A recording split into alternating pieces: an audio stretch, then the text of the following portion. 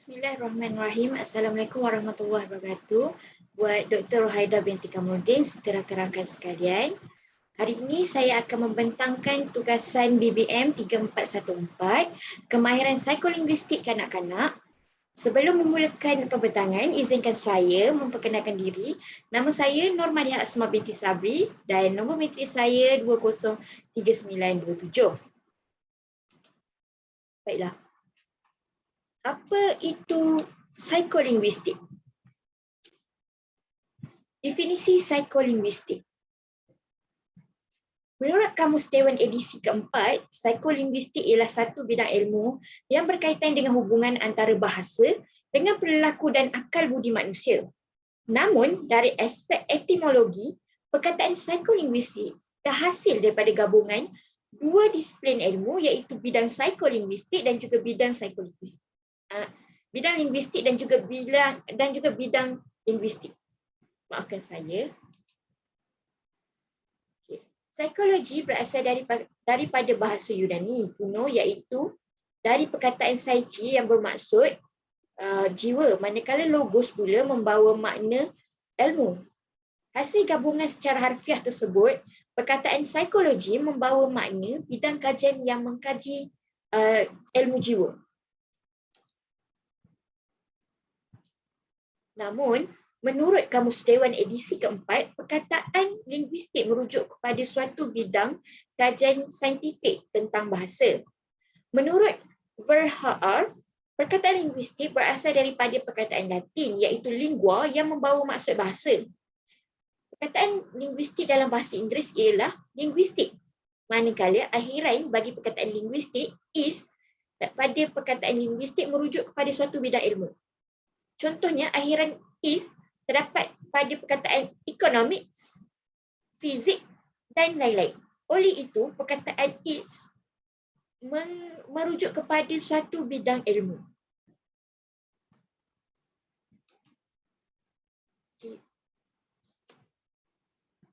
Okey, apa yang boleh saya bahas, apa yang boleh saya rumuskan? Psikolinguistik ini terdapat banyak definisi yang dilontarkan oleh pengkaji. Antaranya iaitu I. Chisan pada tahun 1998. Beliau menyatakan bahawa bidang psikolinguistik ini adalah studi tentang bahasa dan juga minda. Manakala Hurley pula menyatakan bahawa psikolinguistik ini adalah suatu bidang kajian yang mengkaji tentang proses-proses mental dalam pemakaian bahasa. Kesimpulannya, psikolinguistik adalah suatu bidang ilmu yang mengkaji proses-proses mental manusia melalui manusia semasa mereka menggunakan bahasa, semasa mereka bertutur dan sebagainya lah. Yang kedua ialah subdisiplin psikolinguistik. Okay. Psikolinguistik ada tujuh teori subbidang. Baiklah. Yang pertama iaitu psikolinguistik teoritis. Psikolinguistik teoritis ini adalah bidang yang mengemukakan teori-teori yang berkaitan dengan bahasa. Pengkaji akan membahaskan proses-proses mental yang berlaku sewaktu manusia menggunakan bahasa. Sebagai contoh, merancangkan penggunaan fonetik, pemilihan kata, sintaksis, pemilihan wacana dan pemilihan intonasi. Sebagai contohnya saya ulaskan. Saya pada masa kini saya sedang membentangkan tugasan ini. Jadi di dalam proses ini saya akan merancang penggunaan fonetik, pemilihan kata, sintaksis, pemilihan wacana dan pemilihan intonasi yang perlu saya sampaikan untuk membentangkan tugasan ini. Psikolinguistik perkembangan adalah suatu bidang yang berkaitan dengan proses pemerolehan bahasa, ada pemerolehan bahasa pertama atau pemerolehan bahasa kedua. Subbidang ini akan mengkaji proses pemulihan bahasa dari aspek fonologi, semantik dan sintaksis dari satu tingkat ke satu tingkat. Maksudnya, para pengkaji akan mengkaji dari satu perkembangan ke perkembangan yang lain, menerusi tata tingkat seperti itu. Seperti itu. Yang ketiga, psikolinguistik sosial. Bidang ini merupakan bidang yang mengkaji aspek sosial yang terdapat dalam bahasa. Umumnya, bagi kelompok pengguna bahasa, bahasa bukanlah hanya sebagai salah satu medium untuk bersosial sahaja, namun bahasa juga merupakan satu warisan yang sukar untuk diabaikan, terutama dari aspek penggunaan bahasa seperti bahasa Melayu yang dituturkan dalam perbualan harian. Sebagai contoh, bahasa ini bukan hanya untuk berkomunikasi, tetapi bahasa juga adalah lebih daripada itu. Bahasa boleh menyampaikan sesuatu maklumat, boleh berinteraksi dengan orang lain, dan bahasa juga merupakan suatu bahasa yang perlu dijaga kerana bahasa ini adalah medium untuk kita menyampaikan maklumat. Oleh itu, kita sebagai manusia kita kena bersyukur kerana Allah telah menganugerahkan kita bahasa sebagai pengantar untuk menyampaikan maklumat. Okey, psikolinguistik pendidikan. Psikolinguistik pendidikan ini terlingkup dalam golongan pendidikan sama ada pendidikan secara formal atau secara umum di peringkat sekolah. Aspek yang dikaji dalam bidang psikolinguistik pendidikan ini ialah peranan bahasa dalam pengajaran membaca, pengajaran tentang kemahiran menggunakan bahasa dan pengetahuan berdasarkan peningkatan kemampuan seseorang, individu dalam pemakaian bahasa, khususnya dalam proses untuk memperbaiki kemampuan dalam menyampaikan ilmu, dalam menyampaikan idea dan menyampaikan kesan perasaan pada umum. Okay? Sebagai contoh, seseorang menyampaikan maklumat dan maklumat itu berjaya membuatkan seseorang itu berfikir. Psikolinguistik neurologi, subbidang yang mengkaji hubungan antara bahasa, pemakaian bahasa serta hubung kait antara bahasa dan otak manusia. Hal ini berkaitan dengan proses seseorang apabila bercakap, dia akan menggunakan dahulu otak supaya dapat menyampaikan input-input kepada orang lain. Jadi sebelum dia bercakap, seseorang itu bercakap, mereka akan melalui proses pemikiran ataupun bahasa di otak dahulu. Psikolinguistik eksperimen. Psikolinguistik eksperimen ini merupakan subbidang yang menjalankan kajian atau eksperimen yang berkaitan dengan aktiviti penggunaan bahasa, perilaku semasa menggunakan bahasa atau serta akibat penggunaan bahasa itu kepada orang lain. Psikolinguistik eksperimen ini hanyalah menjalankan pemerhatian berdasarkan kajian aktiviti penggunaan bahasa untuk memastikan seseorang itu sentiasa peka dengan penggunaan bahasa.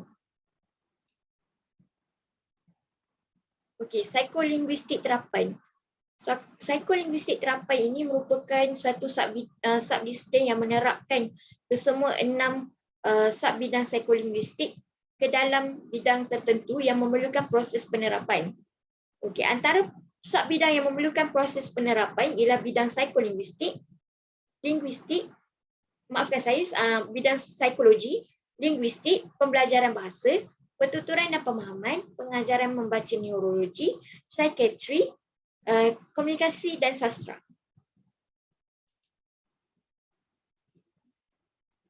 Baiklah, yang ketiga, psikologi dalam linguistik.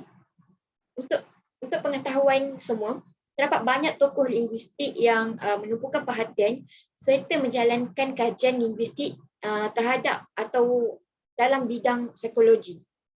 Antara hasil kajian yang dilakukan ialah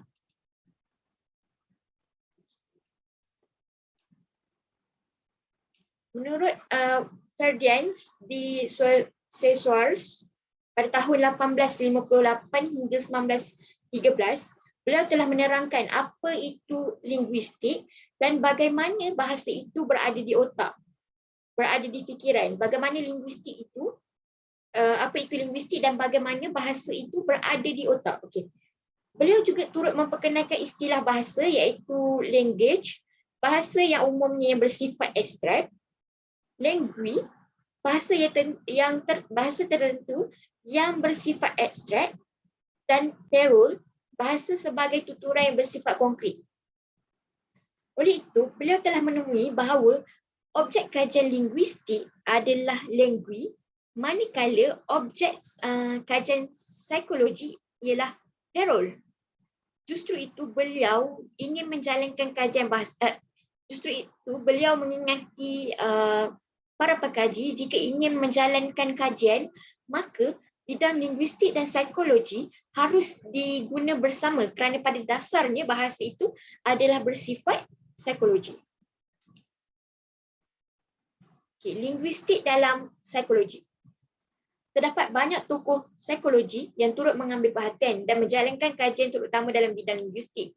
Antara hasil kajian yang dilakukan ialah menurut John Dewey pada tahun 1959 hingga 1952, beliau telah mengkaji bahasa dan perkembangan dengan cara mentafsir analisis linguistik bahasa kanak-kanak berdasarkan prinsip-prinsip psikologi.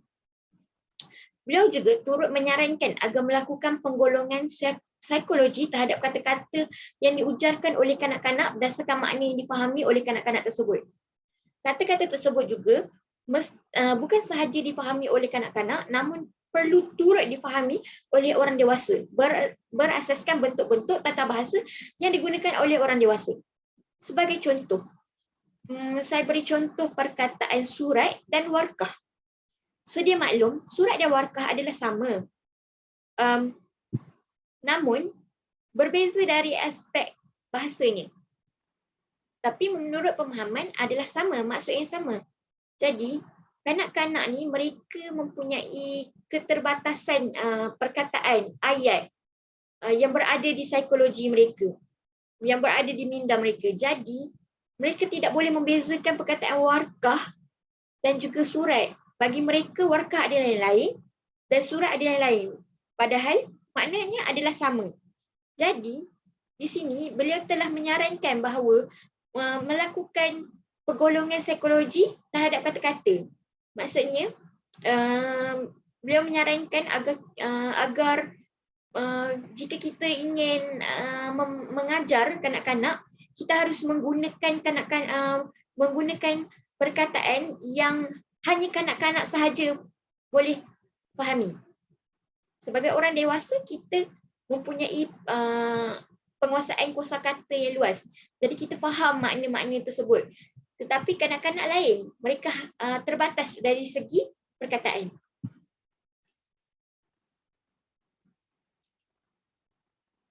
Generasi dalam psikolinguistik. Menurut Pereira, pada tahun 1996, terdapat 3 generasi dalam psikolinguistik. Antaranya, psikolinguistik generasi pertama. Tokoh yang terlibat dalam psikolinguistik generasi pertama ialah Osgood dan T. Sobek. C. Osgood dan T. Sobek. Mereka merupakan tokoh yang berasaskan bidang behavior ataupun yang berada dalam bidang perlakuan. Mereka telah mengenal pasti suatu sistem respon terhadap tindak balas verbal dan non-verbal sama ada secara langsung atau tidak langsung berdasarkan psikologi. Hal ini dapat dibuktikan dalam artikel yang bertajuk Psycholinguistics, a Survey of Theory and Research Problem, yang membuktikan bahawa C. Osgood dan Sobek merupakan generasi pertama dalam bidang psikolinguistik. Hal ini kerana beliau mengemukakan pandangan mereka berdasarkan bidang behaviorism yang dikemukakan oleh Pereira pada tahun 1996 di dalam Abdul C.R. Psikolinguistik generasi pertama memiliki 3 kelemahan, iaitu bersifat reaktif, bersifat atomistik dan bersifat individualis.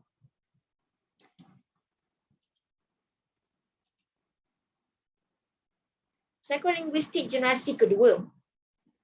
Teori generasi pertama bercanggah dengan teori generasi kedua. Teori generasi kedua seperti Mehler dan Noizet mengemukakan teori berdasarkan ciri-ciri atom psikolinguistik. Penggabungan antara model linguistik tata bahasa Miller dan Chomsky agak jauh berbeza daripada penggabungan proses mental. Oleh itu, generasi kedua psikolinguistik adalah anti-psikologi kerana mereka lebih cenderung untuk menyatakan wacana sebagai suatu bahasa. Miller dan Chomsky menyatakan menyatakan sesuatu tentang generasi kedua psikolinguistik dalam artikel mereka, some preliminaries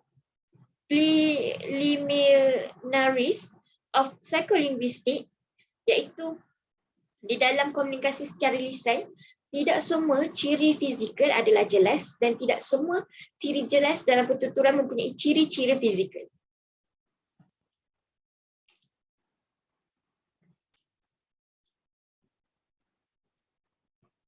Psikolinguistik generasi ketiga.